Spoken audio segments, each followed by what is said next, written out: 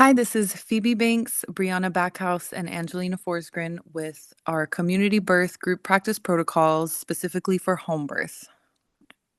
You can go to the next slide. So, our triage and admission to home birth labor care is occurring over the phone. And our assessment, we're asking about questions about possible spontaneous rupture of membranes. Was there a gush or a leak? How much? Is there meconium staining? Is there any smell? We're asking about show, blood tinged mucus, or more bleeding than that. And again, any odor. Signs and symptoms of infection, so odorous discharge or elevated temperature. We're asking plenty of questions about contractions, so the onset, the frequency, the duration, the nature, are they regular? And we're going to be noticing how the client or the partner sounds over the phone, whoever, and which one of them is calling us. We'll review our history that we have of the present pregnancy, any infections, GBS status, fetal well-being, ultrasounds, and all that.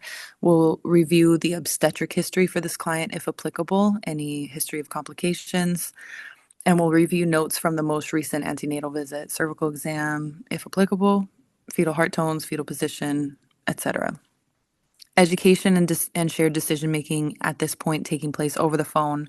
We will be making sure that they prioritize rest, hydration, nutrition, frequent bathroom trips, reassuring and encouraging them. Early labor can take a long time, so we'll stay in touch and we'll review the coping mechanisms with them and also educate them, if there is a suspected rupture membranes, to review the precautionary measures not to insert anything into the vagina. We will make sure that they call with any changes and let them know to definitely, if contractions get to 511, to call. So 5 minutes or less apart, lasting a minute for an hour or more. In case of risk factors or warning signs, we're going to go to the client for assessment right away for a labor check. In the absence of risk factors, we're going to go to the client when things progress or when they ask. If within business hours, the client can also come to the clinic for assessment if they want to. The personnel present for the assessment is going to be one midwife and the student or assistant if they are available. Equipment we'll use will be a blood pressure cuff, stethoscope, thermometer, Doppler and gel, sterile gloves, sterile lubricant, and sterile speculum. The location will be in office or home, and assessment will include vitals, fetal heart tones, abdominal exam or Leopold's maneuvers, fetal line position, cervical exam if indicated or requested, including a speculum exam, sterile speculum exam for pooling if necessary.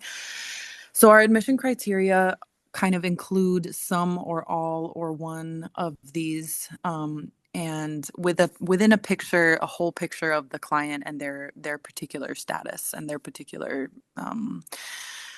how they are. But contractions in the 511 pattern, getting longer, stronger, or closer together, confirmed rupture membranes, difficulty coping or individual needs of the client, presence of any risk factors or abnormal findings, such as non-reassuring fetal heart tones, meconium stained fluid, signs or symptoms of infection or excessive bleeding. And you can go to the next slide. So the first stage, early latent phase, once labor is confirmed, in the absence of risk factors or warning signs, the client is going to be in contact via phone with the primary midwife. They'll be laboring at home with their support team until contractions are 511, we have SROM, or anything concerning arises. The personnel for the early latent phase, primary midwife is over the phone until it's time to go, and the second midwife is on call. The birth assistant will go in with the primary midwife and a doula if applicable. Equipment that we're bringing, blood pressure cuff, stethoscope, thermometer, Doppler and gel, and the birth bag and resus equipment are ready to go. Location is the client's home. The monitoring taking place are regular contact via phone with the client and or partner, fetal heart tones and vitals whenever the midwife sees the client, and we'll evaluate their coping, their response to support and comfort measures, their attitude, whether their focus is outward or inward. Support and comfort measures, continued in-person support from their whole team, massage, counter pressure, music, herbal support, homeopathy, therapeutic rest, breathing techniques, TENS, position changes. And if they really need the midwife to come in and just check on them and then leave, then that's an option too. Hydrotherapy, at this point, we are not setting up the birth tub yet, but they are welcome to take a shower bath as needed. And education and shared decision making at this point, they're going to call if any warning signs arise in case of spontaneous rupture, reduced fetal movement, meconium stained fluid, excessive bleeding, or just feeling that something's wrong. We are practicing active listening with the client to their concerns. We're reassuring them that, letting them know that they are, about their well-being and that of their baby, the labor progress and the process of labor. And any changes in the plan or indicated therapies or procedures, we're going to make sure that they have a full explanation and informed consent or declination. And you can go to the next stage. Next stuff. Sorry. Thank you. Early latent transport. So our hard lines are, elective. Of course, they have the right to elective transport if they so choose. We are going to transport in case of prolonged rupture membranes over 96 hours in GBS negative clients, over 18 hours in GBS positive clients. Signs or symptoms of infection, elevated temperature over 100.4 or odorous fluid or discharge, client hypertension, other sustained abnormal vital signs, tachypnea or slow breathing, tachycardia or low heart rate, low hypotension or abnormally low temperature, unresolved by standard midwifery measures. Preeclampsia or eclamptic episodes, we are transporting. Signs or symptoms of placental abruption, so excessive vaginal bleeding or extreme uterine pain. Any other kinds of abnormal bleeding that could indicate uterine rupture or internal laceration. Persistent fetal malposition or malpresentation, not improved by position changes if the fetus is already engaged in the pelvis. Cord prolapse, non-reassuring fetal heart tones, any decels or reduced variability or, heart rate outside the norm, unresolved by standard midwifery measures. And in case of a herpes lesions on the vulva or in the vagina, we're going to have to transport. And you can go to the next. For the first stage of labor, the active phase of the first stage of labor, we're going to go greater than or equal to 6 centimeters with strong regular contractions for our definition. We're going to have the same personnel as our labor check. As far as equipment, we'll have our labor check equipment, and anytime we are potentially diagnosing active labor, we need to have both our labor check equipment available and our labor admission equipment available. This is going to include a printed chart copy with an overview for giving report and the address of where we're planning to deliver, our postpartum hemorrhage kit, our rapid cord and perineal kit, and our NRP stuff. So for location in our community-based practice, we are going to do the client's home or other predetermined setting. We are going to more or less have a hard and fast requirement of access to clean potable water, protection from the elements, and electricity. We're also really going to be striving for cell service or some other type of communication with EMS, potentially a transport facility. We're going to want online access for our EMR, etc. Our overall assessment is going to include age, gestational age, GNP, blood type, RH type, antibody screen, GBS status, any other pregnancy complications that we are aware of so far, reviewing membrane status, going in depth and doing some charting depending on if we have any assessments that are going on. We're going to be documenting the start of 511, other significant labor milestones. We will also be reviewing and documenting the last decent bout of sleep that our client got, their last meal, any medications, a current contraction assessment, and a current coping assessment. Also, all of our usual vitals, and consider offering a vaginal exam if it's been greater than 4 hours since a previous exam. We will be doing intermittent auscultation every 15 to 30 minutes or as otherwise indicated. And our pregnant individual would be doing the following vitals every 3 to 4 hours or as otherwise indicated. Um, so we'll be encouraging doulas, one-on-one care from the midwifery team, position changes, water immersion, sterile water injections, TENS units, massage, music, acupressure, aromatherapy, and offering saline locks and IV fluids as indicated, and doing education and providing those as necessary. We'll be offering everyone who's a good candidate hydrotherapy, and everyone should be educated about the risks and benefits antenatally. Everyone should be educated continuously on normal labor progress, given anticipatory guidance for standard upcoming assessments in active labor, recommendations on eating and drinking, recommendations on regularly ambulating and changing positions, and emptying the bladder.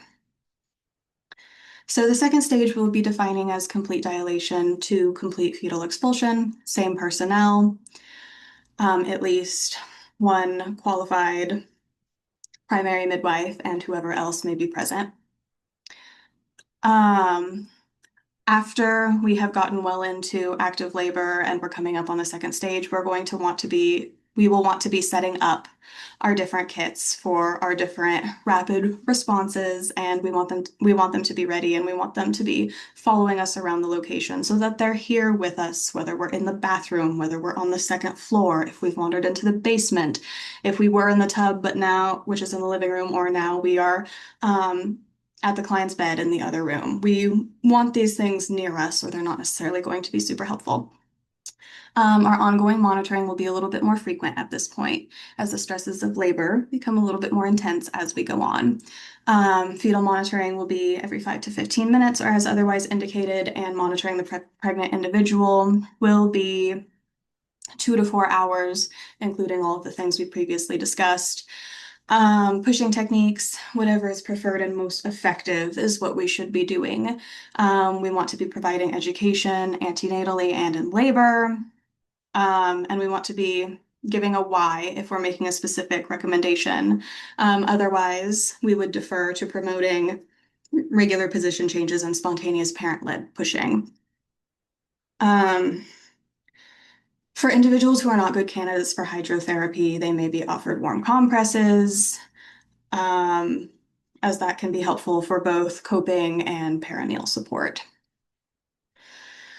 These are some of the different things that we would be considering or initiating transport for in active labor or in the second stage.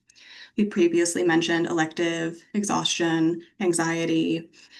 Also, we have malpositions or presentations, failure to progress or descend, prolapsed cord, abnormal bleeding, signs and symptoms of more significant complications like amniotic fluid embolism or shock, and then sustained abnormal vital signs of the pregnant individual or of fetal heart tones. The ways we may be assessing these will vary depending on what resources we have in our community settings, but these are some of the things we would be looking for and some of the things we would be potentially transporting for if we were remote from delivery. The primary provider will need to consider the appropriate use of private car or EMS depending on how remote we are, what the complication is that's presenting, and whether it is urgent or emergent or elective. And the primary provider will need to be thinking about what is the situation? Will they be accompanying the client in whatever mode of transport, how they will be giving report, and if they will be staying at the bedside after hospital admission. For the third stage of labor in home birth settings, the primary focus is supporting physiologic placental delivery while maintaining close surveillance for hemorrhage and other complications. The primary midwife remains in attendance supported by their birth assistant. Equipment on hand includes sterile and non-sterile gloves, Trex pads, uterine tonic and anti-hemorrhagic medications, IV supplies, and monitoring equipment for both the birthing person and the newborn. Parental monitoring includes vital signs and ongoing assessment of uterine tone and bleeding. Blood loss, fundal height, and uterine tone are assessed at least every 15 minutes during the first postpartum hour. Interventions are recommended for estimated blood loss greater than 500 milliliters in the first hour, with escalation including IV access, medications, and evaluation for retained clots or placental fragments when blood loss exceeds 700 milliliters. Transfer is recommended no later than 1,000 milliliters of estimated blood loss. Management of the third stage may be expectant, active, or mixed. Expectant management supports physiologic separation through skin-to-skin contact, early feeding, and observation for signs of placental separation with gentle cord traction used only when separation is confirmed. Active or mixed management may include oxytocin administration, cord clamping, and controlled traction to reduce the risk of severe hemorrhage. If the placenta has not delivered within 30 minutes, escalation begins. In the absence of bleeding and with continued client stability, waiting up to 60 minutes may be appropriate. Transfer is initiated when bleeding is excessive. The placenta requires surgical management, or either the parent's or the newborn's condition becomes unstable. During the immediate postpartum period, the primary midwife remains in continuous attendance with support of their assistant. Along with the previously mentioned equipment, we will have perineal inspection and suture materials on hand.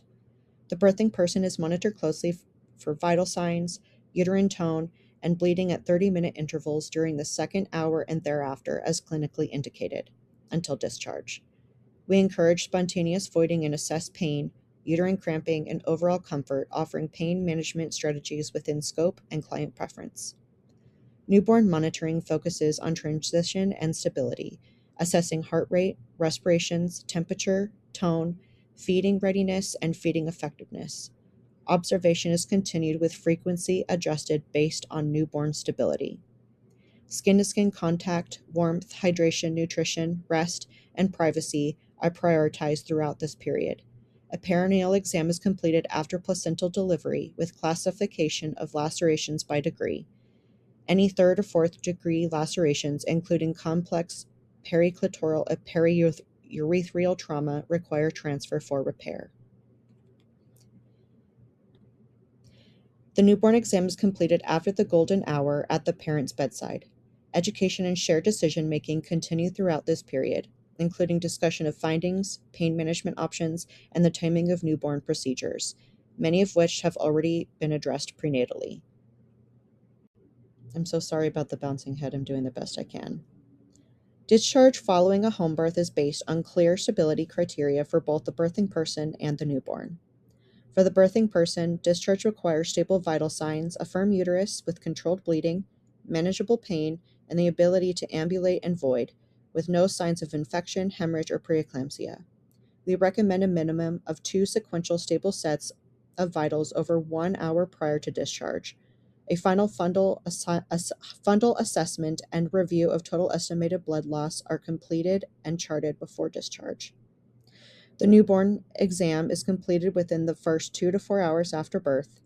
To be discharged, the newborn must demonstrate stable vital signs, effective feeding, adequate tone and respiratory effort, temperature stability, and no abnormalities requiring further evaluation. Discharge may be delayed for unstable vital signs, persistent uterine atony, uncontrolled pain, signs of infection, or newborn temperature or respiratory instability. Transfer of care is indicated for postpartum hemorrhage unresponsive to midwifery management, retained placental fragments, severe or complex lacerations, symptomatic hypovolemia, or any parental newborn condition exceeding the scope of home birth care with a midwife. Anticipatory guidance includes education on normal postpartum bleeding and cramping, warning signs requiring urgent contact with midwifery or EMS, clear guidance on when to call the midwife first emergency services, and newborn feeding expectations. Discharge timing is discussed collaboratively, informed consent is documented, and client preferences are respected while maintaining clinical safety.